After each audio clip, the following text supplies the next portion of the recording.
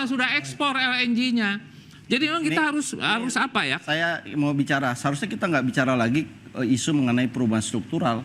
Yang kita perlu lakukan adalah pembelaan publiknya nih, bagaimana pertanggungjawaban negara. Yang saya bingung Pak Eri, ini Pak Eri kan bagian dari negara, adalah kenapa narasi-narasi orang yang dibiayai oleh rakyat, itu narasinya tidak ada yang membela rakyat.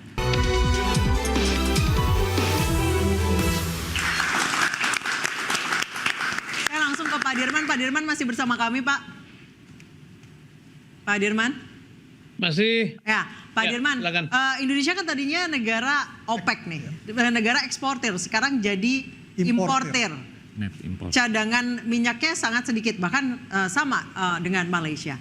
Apakah memang ini secara natural atau dikondisikan dalam tanda kutip? Tidak ada dana untuk eksplorasi, untuk penelitian yang memang dikondisikan dalam tanda kutip?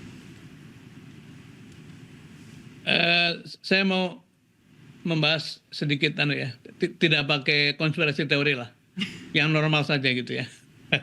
Yang awam saja. Pertama gini, sejak tahun 2000 awal, sejak tahun 2000 awal tuh berlaku satu suasana di mana disebut sebagai the era of easy oil is gone. Jadi masa-masa di mana minyak muda itu sudah pergi. Artinya tidak ada lagi di Indonesia itu minyak yang dari daratan, adanya adalah offshore. Artinya apa? Adanya di laut dalam yang memerlukan investasi tinggi, memerlukan eksplorasi luar biasa. Dan itu memang akhirnya dibuktikan dengan tingkat pengembalian cadangan kita terhadap reserve itu kecil sekali, hanya 6%. Hanya 60%. Jadi kalau kita ambil 100.000 barel, maka dikembalikan pada hari itu hanya 60.000 barel. Itu harusnya diimbangi dengan eksplorasi besar-besaran. Tapi memang betul, sudah lama sekali kita tidak serius melakukan eksplorasi. Ditambah perusahaan-perusahaan minyak dunia yang raksasa itu mulai mengkonsolidasikan diri untuk memilih wilayah-wilayah yang risikonya lebih rendah. Indonesia 10 tahun terakhir dianggap tidak cukup menarik bagi oil company untuk masuk. Kenapa Pak Dirman? Ya karena korupsi, karena governance, karena permainan ini itu sudah jadi pembicaraan di mana-mana gitu. Cuman kita kan berusaha terus menutupi kan. Ya. Itu satu.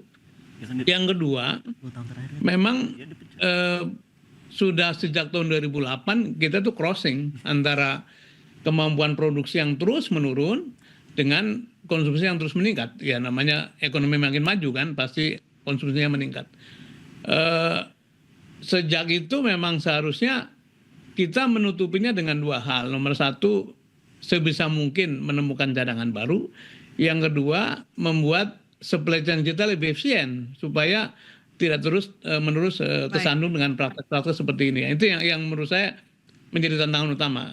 Karena itu memang sekali lagi ini bukan soal teknis. Saya setuju dengan Pak Eri tadi bahwa jangan fokus pada urusan oplos-mengoplos, tapi fokus pada governance, pada tata kelola. Karena ini menyangkut tidak saja teknis tapi juga soal-soal yang kaitannya dengan politiknya mau kemana nih, politik energinya. Dan ini tidak mungkin dikerjakan sendiri oleh teman-teman Pertamina, tapi pasti ada kekuatan-kekuatan politik yang menjadi pendukung dari proses seperti ini.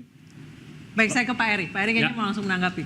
Ya, jadi memang kita harus mulai merubah secara komprehensif dan struktural. Ya seperti saya sampaikan tadi, kilang Pertamina dengan kilang yang ada di Singapura, padahal kebutuhannya udah jauh meningkat. Ya, 800.000 barrel per day, ini 800.000 barrel per day. Sementara impornya juga kita crude-nya meningkat terus karena kita 600.000 barrel per day juga sesuai APBN. Produksi crude dalam negeri, yang mana 60% adalah Pertamina. Ya, jadi Pertamina harus dikuatkan sebetulnya di sisi hulu. Karena hulu ini kapital intensif. Nggak bisa. Salah satu contoh, Mas Sela, udah 26 tahun kan? Makanya Pak Bahlil, menteri kita, selaku ketua harian, memberikan penalti surat peringatan. Karena kamu 26 tahun nggak diproduksi gitu loh. Karena kan mencarinya aja susah. Mencarinya aja susah gitu ya. Discovery-nya tahun 2000-an. Sementara Tangguh sudah dijual, sudah ekspor LNG-nya. Jadi memang kita harus apa ya? Saya mau bicara, seharusnya kita nggak bicara lagi isu mengenai perubahan struktural. Yang kita perlu lakukan adalah pembelaan publiknya nih, bagaimana pertanggungjawaban negara. Yang saya bingung Pak Eri, ini Pak Eri kan bagian dari negara, adalah kenapa narasi-narasi orang yang dibiayai oleh rakyat itu narasinya tidak ada yang membela rakyat. Sebutlah tadi Pak Menteri, narasi tentang pengoplosan ini. Sebutlah Pertamina malah kelihatannya defense. Pertanyaan buat kami adalah, buat saya kira sebagai akademisi, loh ini kita kenapa ya negara yang harusnya kita biayai untuk membela kita, tapi sedikit sekali, atau saya bilang defisit terhadap pembelaan publik. Sebutlah DPR-nya, sebutlah Pertaminanya sendiri, sebutlah DEN-nya sendiri. Kan mereka-mereka ini dibayar oleh rakyat untuk membela rakyat. Saya setuju. Boleh saya tanggapi sedikit? Jadi jangan bicara tidak pembelaan begitu loh. Jadi saya setuju. Jadi begini maksud saya, bahwasanya Presiden Prabowo kemarin ada di media membela kepentingan rakyat, usut tuntas, bereskan.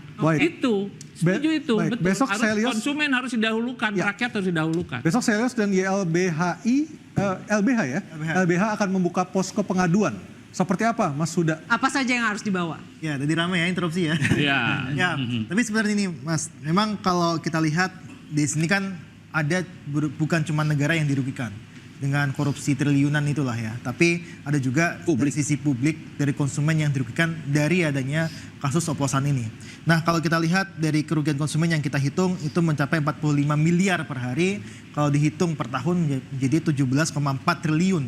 Itu dari kerugian konsumen. Belum kerugian ekonomi yang kita hitung mencapai 13,35 T PDB yang hilang akibat adanya kasus ini. Nah, maka dari itu kita sama LBH membuka posko pengaduan bagi siapapun yang memang mempunyai bukti bahwa dirugikan pada rentang 2018 sampai tahun 2023 dengan membeli Pertamax, padahal itu Pertalite, itu kita bisa membawa itu menjadi class action.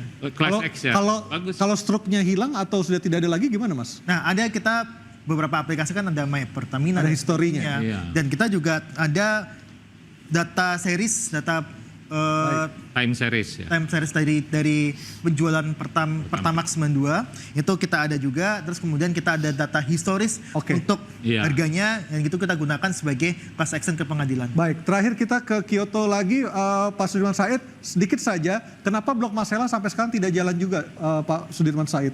Anda mungkin ada jawabannya. Ya, karena keputusan pada waktu diambil pindah dari laut lepas ke darat itu keputusan konyol yang tidak dasari pada aspek sains dan data. Jadi waktu itu keputusan sangat politik diambil oleh Presiden Joko Widodo.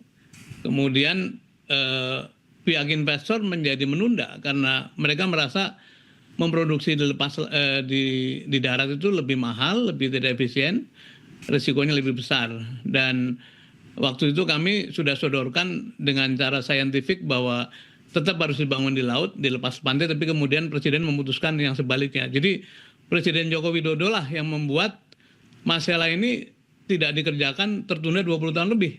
Harusnya sudah mulai produksi tahun ini, tahun lalu, tapi karena keputusan Presiden Joko Widodo yang salah, yang mendengar dari pihak-pihak yang tidak memahami secara sains, maka kemudian investor ini menjadi menunda. Bahkan Shell sudah menyatakan ingin keluar dari Masela sebetulnya. Kemudian Impact juga menunda-nunda, bahkan konon sebagian sahamnya akan dilepas kepada pihak lain. Jadi keputusan yang sifatnya populis politik sering mengalahkan keputusan sifatnya sains, sifatnya teknokratik. Kemudian jadilah negara dan rakyat yang dirugikan. Baik, kalau saja Masela itu sudah produksi, sebetulnya pasokan gas kita sudah cukup ada alternatif tersedia. Gitu. Baik, terima kasih Pak Sudirman Said langsung dari Kyoto bergabung bersama kami. Selamat malam waktu Kyoto, Jepang, Mas Said. Terima kasih. Baik, saya terakhir ke Mas Fatul. Mas Fatul, ini yang paling disorot adalah terkait kekecewaan masyarakat. Ya, betul. Apa yang bisa dilakukan untuk mengembalikannya lagi? Sementara tadi Pertaminanya lebih defensif. Defensif. Ya, bahkan tidak muncul. Itu. Ya, kalau menurut kami memang Pertamina pertama harus memiliki sense of crisis. Jadi harus ada manajemen krisis bahwa karena Anda sebagai pengusaha yang akan dirugikan pasti. Iya, tentunya, dan jadi ada penurunan kepercayaan publik terhadap Pertamina. Nah, di sini menurut saya menjadi juga momentum bagi Pertamina untuk memperbaiki diri terutama dari sisi pelayanan. Sekarang SPBU Pertamina sejak sel BP kurang ekspansif, pelayanannya berkurang juga. Dulu ada bisa ngisi angin, bisa ngisi air, sekarang semua sudah rusak. Kemudian dulu toilet dan pelayanan bersih sekarang juga sudah berkurang. Menurut saya ini momentum bagi Pertamina sisi hilir perbaikan pelayanan. Lalu yang berikutnya adalah peningkatan kapasitas produksi baik di hulu, ya eksplorasi yang masif, kemudian juga peningkatan kapasitas kilang. Tadi saya setuju dengan Pak Eri, kita produksi dalam negeri, impor crude 1 juta barel per hari, kita bangun kilangnya sehingga akan lebih efisien bagi negara kita. Ini yang menurut saya perlu segera dilakukan oleh Pertamina, dan menurut saya juga Kementerian SDM, Pak Menteri tadi juga sudah mendukung ya. Untuk kita sepakat semuanya Pertamina harus diselamatkan karena ini adalah kebanggaan dan juga aset negara. Betul. Jangan sampai masyarakat selamatkan ya, masyarakat tetap harus dibela. Masyarakat juga harus dibela. Pelayanan tadi ya harus Pelayanan diperbaiki tadi dan juga hak-hak konsumen harus diperbaiki. Jangan sampai masyarakat harus lebih ada memilih bersih Pertamina juga. Ya. Jangan sampai masyarakat dirugikan kita dan serahkan ke penegak hukum. Pertamina harus ambil wudhu dulu, terus sholat. Oke, baik. Ya. Jangan sampai masyarakat kemudian malah memilih produk asing saat pencitraan sudah dibangun sebaik mungkin. Akhir kata saya Anissa Dasuki. Saya Aryo Ardi, terima kasih, selamat malam dan sampai jumpa.